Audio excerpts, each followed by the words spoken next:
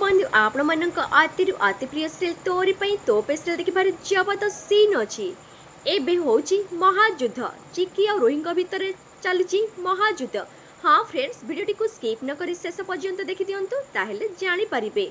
चिकी तांको छुआ को खोजिबे कोठी पाइबे नाही तापरे रुही पाखकु आसीबे रुहीर बेकटाकु चिकी धरि देबे कहबे कहा रुही कह मो शक्ति को तू कोठी लुचेकी की रखिचु आउ तू कह तापरे रुही रागी जिबे कहबे मो कहबी नाही जो पर्यंत तू मोर प्रश्नर उत्तर न देइचु से पर्यंत मु तते किछि भी कहबी नाही। तापरे रुही कहबे जे तोर आ अर्जुन को भितर एमिति कौन संपर्क अछि जे जेमिति रामपी जानि नांती।